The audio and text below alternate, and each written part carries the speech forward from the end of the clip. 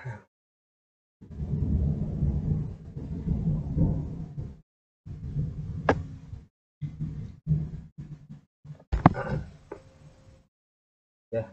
selamat pagi teman-teman semuanya. Ya, sehat selalu ya. Baik, kali ini kita akan melanjutkan eh, pelajaran marketing komunikasi. Kemarin kita sudah belajar tentang IMC ya, Integrated Marketing Communication. Karena kita mengintegrasikan saluran-saluran dari komunikasi peran. Nah, ini ada bauran. Sekarang kita masuk ke bauran markom. Bauran marketing komunikasi ini ya tidak jauh-jauh gitu ya, maksudnya masuk juga gitu ya, bisa masuk di ya pasti masuk juga ke bauran pemasaran gitu ya. Nah, ini kan secara komunikasinya seperti apa gitu ya. Kita mengenal bauran pemasaran gitu, marketing mix itu ada 4 ya. Ada produk, ada place, ada price, ada promotion. Nah, oke. Baik.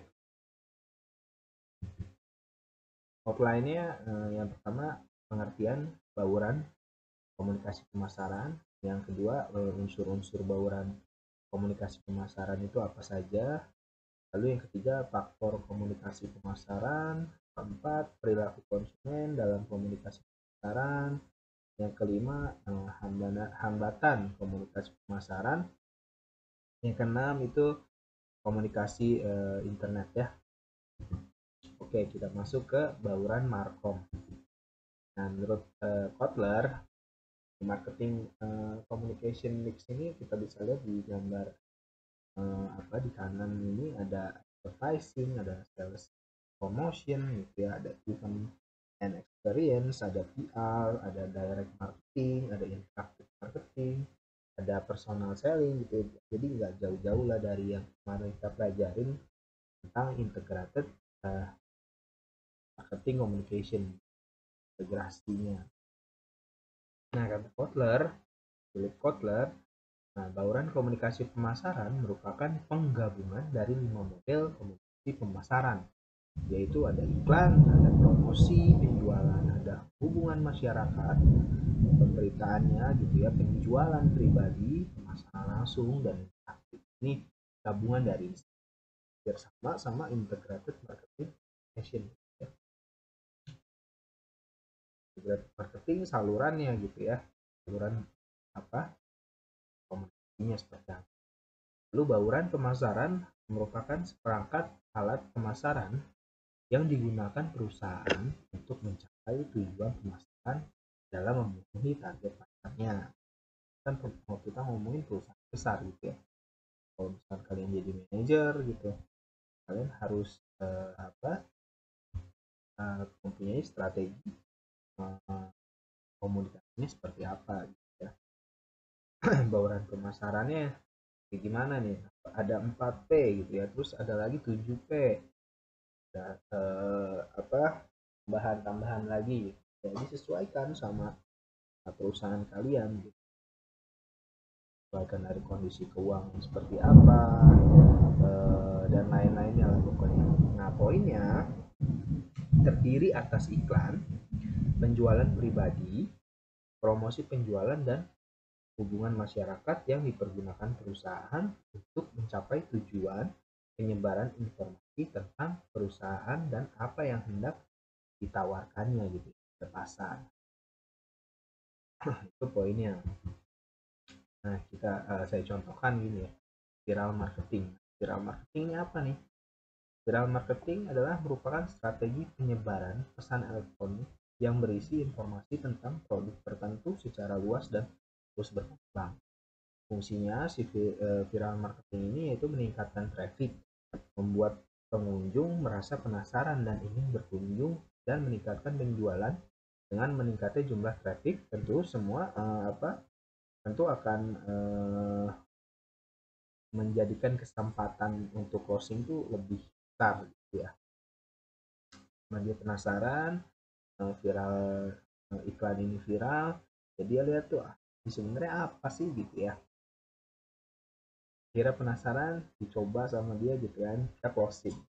Itu belum tahu juga nantinya kalau produk kita bagus, makanan misalkan produknya bagus, enak, higienis, terus instagramable ya kalau sekarang, nah itu bakalan jadi loyalis atau tidak, bakalan terus-terusan repeat apa enggak ya. Pasti dipastikan kalau misalkan kita punya rasa yang enak, terus kualitasnya dijaga gitu ya, dari segi packagingnya, dari segi kebersihannya gitu, itu pasti membuat konsumen ya bakalan menjadi loyalis, jadi repeat order.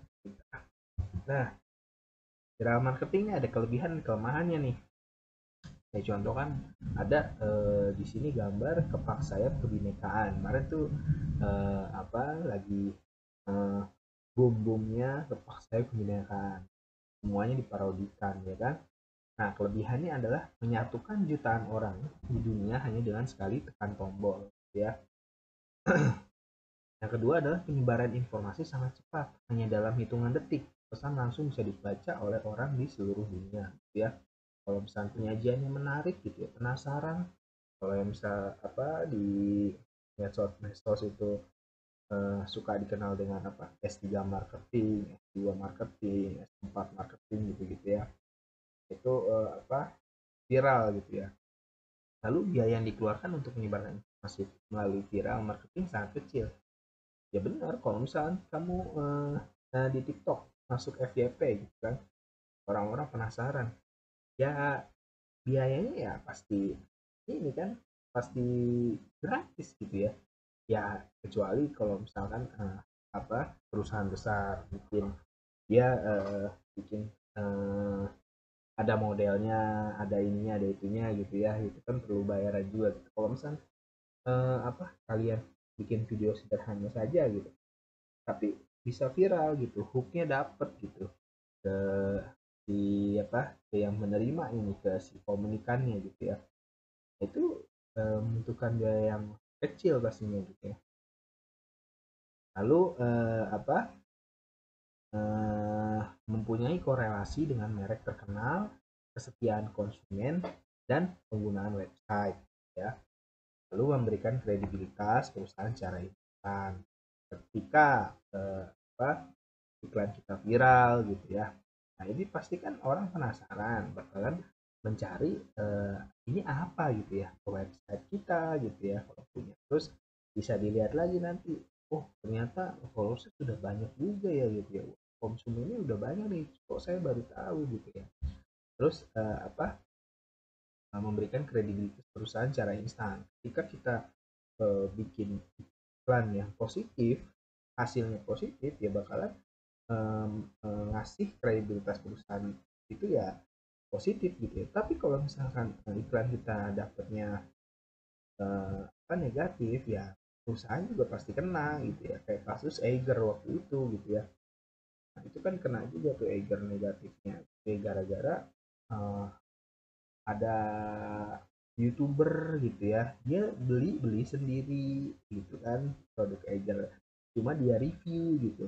Nah tapi reviewnya review sendiri, tapi gara-gara review itu pihak Eiger kirimin email ke si apa ke si yang review itu, si tanggapan yang kurang berkenan gitu ya dari si YouTuber itu. Nah akhirnya eh, semuanya yang pernah di seperti itu kan sama Eger eh, teriak juga gitu, oh iya saya juga pernah nih. Akhirnya citra Eger kan jelek gitu ya, ya emang kenapa kalau cuma di review gitu ya. Itu kan reviewnya review jujur kayak gitu. Nah kelemahannya apa, nah itu tergantung trigger. Kalau triggernya udah dapet gitu ya, triggernya positif, triggernya negatif, ya itu kan kembali lagi nanti ke si perusahaannya. Oh iya, ini saya pakai baju pernah biduan ya, ini brand pomade saya, jadi kalian jangan nanti ngomong-ngomong lagi ya. Napi biduan apa itu? Ini jadi saya juga brand pomade gitu. Nah, tagline-nya yaitu napi biduan gitu ya. Agar gunanya tagline apa? Ya apa eh, jadi ciri khas gitu ya. Jadi ciri khasnya. Jadi biar beda sebenarnya. Nah, terus kelemahannya lagi adalah sulit dikontrol gitu ya. Nah, ini yang ketiga dapat memperkuat atau apa? Tidak memperkuat gitu ya, dan memperkuat brand itu sendiri. Itu ada kelemahan-kelemahan ketika kita bisa membuat iklan secara positif, dapat triggernya, orang-orang penasaran, ini apa gitu ya. Nah, itu bakalan dapat yang feedback yang bagus gitu ya dari masyarakat. Nah, contohnya manusia kreatif ini ya, si Arif Muhammad ini. Dia kalau misalkan bikin strategi marketing itu juga tidak bisa ditebak gitu, tapi orang-orang jadi bikin penasaran. Contohnya kayak dia bikin billboard yang besar gitu kan, nomor satu gitu, kirain dia mau nyalonin jadi gubernur gitu ya kan, dia dibilangnya gubernur Bintaro. Nah, ternyata di balik itu semua dia lagi bikin brand sama si Dimas gitu ya, yang punyanya Mel ID itu,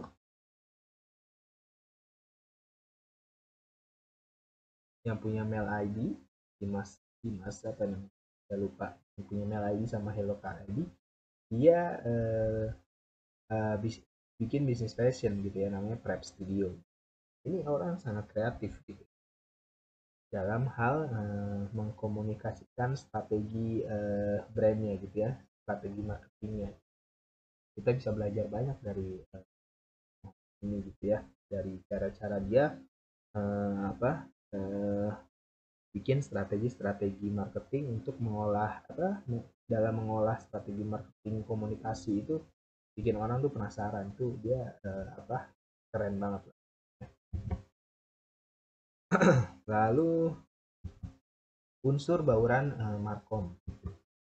Unsur bauran markom ada 5, ada periklanan, ada promosi penjualan, ada humas, ada penjualan pribadi, ada pemasaran langsung. Jadi periklanan ini apa? Iklan adalah penyajian informasi non personal tentang produk, merek, perusahaan atau gerai yang didanai sponsor. Iklan bertujuan untuk mempengaruhi citra, keyakinan, dan sikap konsumen terhadap produk dan merek serta perilaku konsumen sendiri. Iklan dapat dibedakan berdasarkan ciri-ciri dan kelebihan yang dia miliki. Jadi satu ada public presentation, kedua ada pervasiveness, yang ketiga ada amplified expressiveness, yang keempat ada impersonality gitu ya. Kalau public presentation, sifat publik dari iklan memberi semacam legitimasi pada produk dan mengesankan penawaran yang terstandarisasi gitu ya. Lalu kalau pervasiveness, pemasar bisa mengulang-ulang pesan yang sama melalui iklan. Iklan berskala besar akan menimbulkan kesan positif tentang ukuran, kekuatan, dan kesuksesan di perusahaan. Itu kita bisa bikin iklannya tuh kita kena terus gitu ya, ngulang terus gitu. Ini kan bisa menggambarkan kedikdayaan dari suatu perusahaan. Amplified, iklan memberi peluang untuk mendramatisir perusahaan dan produknya melalui penggunaan cetakan, bunyi, dan warna. Lalu impersonality, kalian bisa baca. Nah, yang kedua ada promosi penjualan. Promosi penjualan adalah bujukan langsung pada konsumen untuk membeli suatu produk. Nah, promosi bisa dilakukan melalui program diskon atau menawarkan nilai tambah atau premi bila konsumen mau membeli produk. Biasa lah ya. Nah, kalau kita promosi kan banyak, ada giveaway, bisa juga itu promosi, terus beli 2 gratis 1, terus potongan harga kayak gitu ya. Nah, 3 benefit promosi penjualan. Yang pertama, komunikasi gitu ya. Promosi biasanya mengundang minat dan umumnya menyajikan informasi agar konsumen terdorong membeli. Kalian punya produk, ngadain giveaway di Instagram, di YouTube, di TikTok, tag 5 orang, tag ini, tag itu gitu ya, terus jangan lupa komen. Nah, itu kan syarat untuk dapetin giveaway itu kan ada komunikasi dari kita dan orang yang pengen produk kita tertarik gitu ya, wah gratisan ini gitu. Tapi jangan terlalu sering untuk giveaway gitu, jadi kita nggak bisa ngelihat gitu potensi konsumen kita itu siapa yang paling benar gitu, yang mana gitu ya. Kalau cuman giveaway gratisan terus ya kita bisa bangkrut juga gitu ya. Nah, yang kedua insentif. Mereka menawarkan konsesi rangsangan atau kontribusi yang bagi konsumen bisa merupakan value tersendiri. Yang ketiga undangan. Promosi bersifat mengundang agar seketika dapat terjadi interaksi. Lalu yang ketiga ada humas atau PR. PR ini publisitas mencakup berbagai bentuk komunikasi guna meningkatkan citra perusahaan, produk, atau merek. Nah, keunggulan humas yang pertama kredibilitas tinggi. Berita dan fitur lebih otentik dan kredibel di mata pembaca jika dibandingkan dengan iklan. Kita bikin kan apa ya di ini di iklan berjalan di detik.com gitu ya, itu ada perusahaan kita gitu, ada usaha kita yang diberitakan, itu kan salah satu jadi nilai kredibilitas dari perusahaan gitu ya. Terus yang kedua menjaring pembeli dalam keadaan lengah. Humas mampu menjangkau prospek yang suka menghindari wiraniaga dan iklan. Jadi kan ada iklan yang ditawarin secara langsung gitu ya, maksudnya oh udah kelihatan gitu kita mau jualan gitu ya. Nah, ini tugas PR menjaring pembeli dalam keadaan lengah gitu ya, seperti itu. Lalu tiga dramatisasi. Humas mampu mendramatisir perusahaan atau produk. Itu keunggulan humas. Nah, yang ketiga ada pemasaran langsung. Nah, pemasaran langsung ini adalah hubungan langsung dengan pelanggan yang ditargetkan secara tepat dengan tujuan mendapatkan tanggapan sesegera mungkin untuk menciptakan hubungan baik dengan pelanggan yang langgeng. Ciri-cirinya satu, non-public ya, pesan biasanya dialamatkan pada orang tertentu. Kedua, customize, pesan bisa khusus dibuatkan agar dapat membujuk individu tertentu. Tiga, up to date, pesan dapat disiapkan dengan sangat cepat, interaktif gitu ya. Kalau misalnya pemasaran langsung via via sosial media gitu, via internet, kan ada tuh pemasaran langsung via email gitu ya. Nah itu kan bersifat pribadi gitu ya. Jadi kita punya emailnya si pelanggan, kita punya tawaran nih, ini bentuk satu pemasaran langsung yang bersifat pribadi gitu ya. Jadi di konsumen tuh merasa dia tuh dikhususkan. Nah gitu jadinya.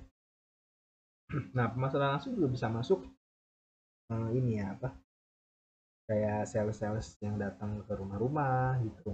Terus pemasaran langsung pakai jejaring langsung kayak multi level marketing itu juga bisa masuk ke dalam pemasaran langsung. Nah, yang ketiga adalah faktor dari marketing komunikasi. Faktor pertama ketersediaan anggaran pasti gitu ya. Hal ini disebabkan anggaran mempengaruhi jangkauan promosi, jumlah orang yang terpapar pesan, dan frekuensi. Contohlah kita iklan di FB Ads atau Instagram Ads atau di TikTok Ads. Nah, kita punya anggaran berapa nih? 10.000 sehari. Nah, itu cuma menjangkau komplek kita doang itu, komplek perumahan kita. Kalau misalnya kita punya uang 1 juta gitu ya untuk satu hari iklan, nah itu jangkauannya bisa lebih besar gitu ya, pasarnya bisa lebih besar. Jadi faktor-faktornya ini ya pertama ya modal kita berapa gitu ya. Lalu siklus hidup produk dalam tahapan perkenalan biasanya membutuhkan lebih banyak promosi untuk menciptakan kesadaran dalam pasar gitu ya. Produk kita baru, kita bikin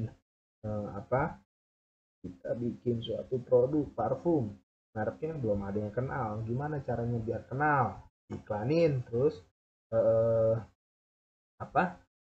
siklus hidupnya ya berarti ini kita harus promosi besar-besaran gitu ya, dana buat promosinya harus besar gitu. Kalau kita marketingnya tidak besar-besaran, ya apa produk kita ya bisa dikenal, cuman hanya beberapa mungkin ya, beberapa orang yang kenal, beberapa orang yang tahu gitu ya, tidak luas. Ketika kita mengalokasikan dana untuk promosi besar-besaran, ya kesempatan untuk diketahui orang banyak ya besar. Lalu ada jenis produk atau jasa tiganya ya. Produk yang bernilai mahal tentu membutuhkan strategi komunikasi pemasaran yang tidak murah guna membentuk citra eksklusif di mata konsumen. Taruhlah LV, Gucci, nggak mungkin ya dia nyewa model yang ibaratnya didandaninya nggak wah gitu ya, kalau tidak dikenal model itu. Kalau misalkan mungkin kalau LV, kalau Gucci ya pasti kayaknya orang-orang terkenal gitu ya, jadi bisa ngeliatin gitu kalau dia tuh besar. Nah, yang keempat adalah kecepatan pembelian. Konsumen perorangan lebih sering membeli bila dibandingkan dengan konsumen organisasi, karena kalau konsumen organisasi bisa mempengaruhi sama yang lain gitu ya, keputusan pembelian. Nah, yang kelima adalah karakteristik sasaran.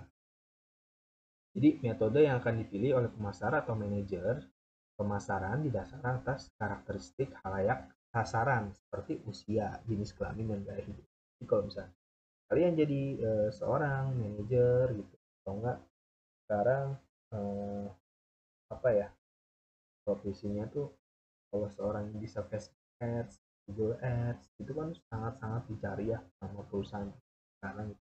Kalau kalian pinter aja atau enggak kalian jago gitu ya buat memasarkan suatu barang lewat ads, Facebook, Instagram, TikTok, Google Ads gitu, kalian bisa gitu.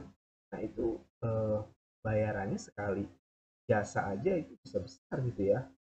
Saya punya temen dulu juga, saya dulu saya ini juga ya, apa, mainin juga gitu, maksudnya ada temen yang punya produk, saya iklanin via Facebook Ads, saya minta bayaran gitu ya 500.000, itu di luar harga ads-nya gitu ya. Nah itu kan apa, kalau dari Facebook Ads, Google Ads itu kita bisa milih gitu ya sasarannya, misalkan eh, produk apa, jilbab gitu ya, produk parfum, produk jilbab lah misalkan. Ini jilbabnya buat ibu-ibu atau bapak, itu kan udah ada tuh usianya, jenis kelaminnya, kita bisa klik ya. Cuman nah lagi-lagi yang bisa seperti itu, yang jago seperti itu ya sesuai pengalamannya lah pastinya gitu ya. Jadi pengalaman tidak bisa membohongi gitu ya. Nah itu kalian kalau misalkan di dunia era internet ini ya, kalau bisa eh, coba deh kalian punya produk, iklanin sendiri gitu ya, pakai Facebook Ads, pakai ini ya, nanti bakalan terasah ya, terasah kemampuan kalian untuk mainan ads itu sendiri. Itu kan bisa dijadikan jasa juga. Nah, lalu nomor 6 adalah kesiapan konsumen membeli. Beberapa konsumen mungkin tidak memiliki uang untuk membeli produk yang berbeda, meski mereka membutuhkan produk tersebut ya. Lalu yang ketujuh adalah preferensi media. Dalam istilah pasar, halayak sasaran seperti generasi milenial lebih menyukai media online, telepon seluler, pemasaran secara bergerak, dan media sosial bila dibandingkan dengan konsumen yang tua. Jelas ya. Kita harus mikir nih, iklannya mau lewat mana nih? Lewat sosmed, lewat brosur, lewat apa, TV, atau yang lain ya. Nah, yang ke-8 adalah regulasi. Ini juga sangat mempengaruhi ya. Regulasi dapat mempengaruhi jenis promosi. Itu saya pernah cerita di kelas ini atau di kelas siapa gitu. Antara budaya Indonesia dan budaya Jepang sangatlah berbeda gitu. Ketika kita bikin iklan komedi tapi kepalanya yang dikeplak, di Indonesia mungkin tidak akan tertawa dan malah bikin citra iklan itu jelek gitu ya.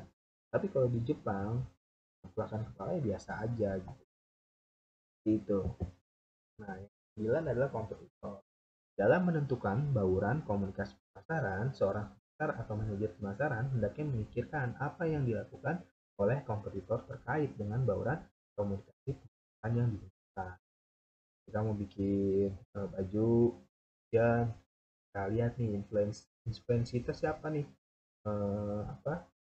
siapa nih kompetitor kita nih, atau enggak yang menginspirasi gitu. Misalkan taruhlah Erigo sama Rockneck sekarang ya, yang besar gitu ya. Erigo, Rockneck kan ininya produknya hampir sama lah ya gitu ya, Erigo sama Rockneck. Nah, tapi coba kalian perhatikan secara strategi marketingnya kayaknya berbeda ya gitu ya antara Rockneck sama Erigo. Nah, itu kalian harus ini juga pikirin juga nih, kompetitor ini masarnya di mana aja, terus strateginya apa aja ya gitu. Nah, yang 10 adalah ketersediaan media. Jadi pemasar atau manajer pemasaran hendaknya memiliki keyakinan terhadap berbagai media yang ada serta dapat memilih media yang tepat dalam bauran komunikasi pemasaran agar dapat menjaga halayak sasaran secara lebih efektif dan taruhlah apa ya, jadi di masa sekarang ini kita nggak bisa gitu ya ngandelin cuman bahkan satu saluran aja gitu, dari mulut ke mulut. Udah nggak bisa tuh. Terus apa, cuman banner doang, pasang banner ya susah gitu ya. Kalau kita nggak masuk ngikutin zaman ya bisa bangkrut kita gitu ya, kita kalah sama pesaing kita. Contoh bisnis makanan gitu, kalau kita cuma modal banner, duduk di tempat gitu ya, nunggu penjual nunggu pembeli, ya susah gitu. Sekarang ada GoFood, ada Gojek, ada GoFood, ada GrabFood, ada ShopeeFood, masuk lagi Traveloka Eats gitu ya. Nah, ini harus dimanfaatkan sama pengusaha-pengusaha kuliner gitu ya. Kita jangan sampai telat gitu ya, terus ikutin perkembangan gitu ya, biar terus bergerak, kitanya terus ada gitu ya, returnable gitu ya. Nah, perilaku konsumen dalam markup. Jadi si konsumen ini kalau ngambil keputusan ya gini ya. Jadi pertama nih tahap pengenalan kebutuhan gitu ya. Misalkan iklan lewat, kita jadi konsumen. Iklan lewat, sekedar tahu gitu ya. Oh, kalau kita misalkan lagi butuh nih barang, pasti kita cari nih alternatif informasi. Kita nyari dulu nih, ya kan? Alternatif informasinya. Kita dulu nih yang nyari. Tek, ini apa sih? Nah, iklannya iklan apaan ya? Artinya sih, ya terus, oh dia jual sepatu gitu. Nah, masuk lagi ke tahapan informasi internal. Kita gali informasi dari kita dulu nih. Kita lihat stiker ini outsole-nya gimana, insole-nya gimana gitu ya. Oh bagus ya. Nah, masuk lagi nih ke informasi kelompok gitu ya. Informasi kelompok. Tanyalah ke temen gitu. Bisnisnya ke teman, pendapatnya ada yang negatif, ada yang positif gitu. Terus masuk lagi ke informasi publik. Ini bagaimana nih secara luas nih orang-orang yang sudah make. Masuk lagi nih, kita kumpulin nih, ya kan? Kita kumpulin informasi ini. Kita lihat ulasannya gitu ya. Kalau di Shopee ya, ulasannya bagus atau tidak gitu ya. Nah, akhirnya kita banyak masukan gitu ya. Oh bagus nih, ya udah kita beli gitu ya. Putuskan beli. Akhirnya kita memutuskan untuk membeli. Hasil dari membeli ini kita kan pasti make gitu ya. Nah, sesudah itu pasti evaluasi ketika kita eh, ketika misalkan kita beli beras di Shopee, kita masak berasnya pulen enak, kita evaluasi dong, bener gak? Kalau misalnya nggak enak juga kita evaluasi. Ketika di tahap evaluasi ini ya tahap si pembeli ini menyatakan bakalan beli lagi atau tidak ya, evaluasi dari si keputusan pembeli. Nah, faktornya apa aja yang mempengaruhi pengambilan keputusan? Itu budaya, lalu faktor sosial, lalu faktor pribadi, sama faktor PS ya. PS-nya apa ya? Saya lupa. Gitu ya. Nah, budaya ini kan apa? Eh, kayak kita harus melihat cara cara ya contoh yang sering saya contoh itu kata orang Jawa sama orang Sunda gitu ya, sukanya orang Jawa tuh kalau sambal manis, Sunda ya pedes banget, kan harus dilihat juga. Lalu faktor pribadinya tuh, ini orangnya maunya apa dikomunikasikan seperti apa gitu ya. Kalau kita sudah dapat data gitu ya, ibaratnya dapat eh, nomor teleponnya, dapat IG-nya nih, tipe-tipe eh, konsumen yang langsung beli atau gimana gitu ya, apakah baik ada yang lewat ya. Jadi budaya sudah saya jelaskan, faktor sosial, lalu faktor pribadi, sama faktor PS. Nah, faktor PS ini faktor psikologinya seperti apa gitu, mengambil keputusan untuk membeli.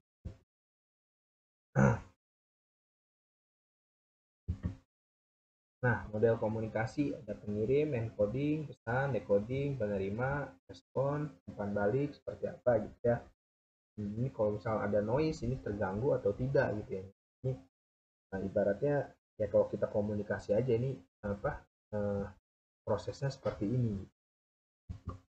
Nah, hambatan komunikasi. Tadi kalau misalnya di sini hambatan komunikasi ketika ada noise, ketika eh, kita lagi ngomong nih, ada lagi kita lagi ngomong sama orang berdua, tapi ada truk lewat gitu, sehingga terjadi noise, nggak kedengeran. Nah itu kan nggak bisa diterima apa yang kita sampaikan ke si teman kita itu gitu ya. Itu maksud noise ya, hambatan dari komunikasi. Nah, hambatan komunikasi ini apa aja? Ada pada sumbernya. Sumber umumnya berupa perumusan tujuan yang kurang jelas dalam membuat apa iklan gitu ya, komunikasi. Ya tujuan kita harus jelas dulu. Ini tujuannya mau cuman cuman si pembeli aware doang, cuma si pembeli tahu doang, atau nyuruh closing juga gitu ya. Kalau misalkan cuma aware doang, ya tidak usah ada call to actionnya gitu ya untuk membeli.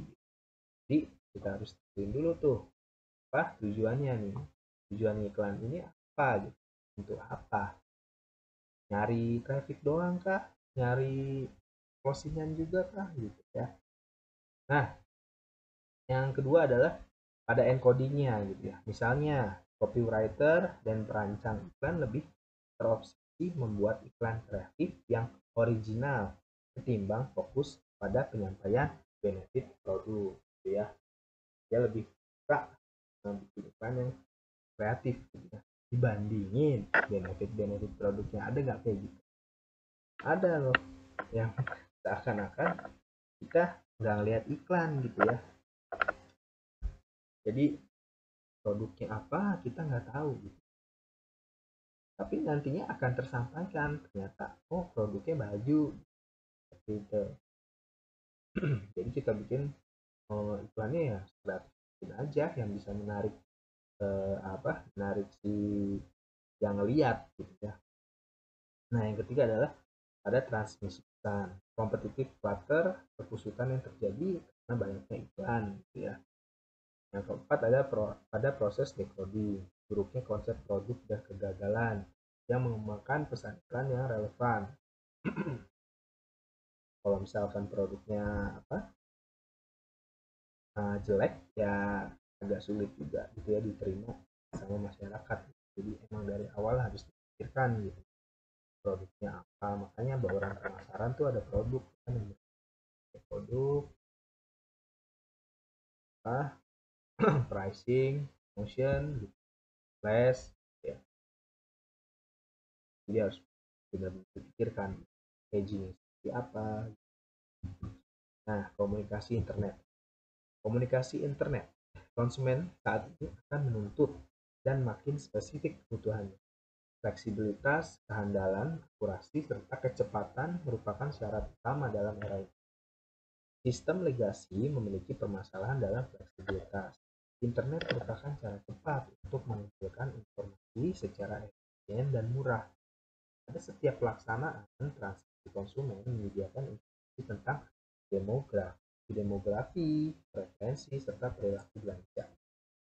Jadi kalau kita bisa iklan di internet, pasti ada tuh pilihan di tes demografi, terus dia tuh suka orang yang sukanya orang yang termasuk orang yang suka belanja atau tidak, nanti bisa dipilihkan tuh ya. Terus dia cuma sukanya yang scroll doang atau dia suka belanja juga gitu ya, itu terlihat gitu ya di. Nah, oke, materinya cukup sampai sini tentang bauran pemasaran. Jika ada pertanyaan bisa WA di grup gitu ya, bertanya. Nah, ini nanti teman-teman saya kasih tugas untuk minggu ini gitu ya. Tugasnya kalian analisis seorang Arif Muhammad ya, pocong ya. Nah, tadi pertama kali saya bilang gitu. Kalian cari referensi-referensi tentang si profil si Arif Muhammad ini dan strategi-strategi marketing apa saja, strategi-strategi komunikasi pemasaran apa saja yang sudah dia buat. Dia banyak tuh kalau kalian cari ya di internet, banyak bikin strategi-strategi pemasaran untuk bisnis-bisnisnya gitu, dan apa yang bikin orang penasaran dan menarik gitu. Nah, kalian cari tuh. Jadi tugasnya adalah bikin satu lembar aja lah ya, profil si Arif Muhammad, profil dirinya, dia itu siapa, dari mana gitu ya. Terus cari strategi marketing apa saja yang sudah dia lakukan,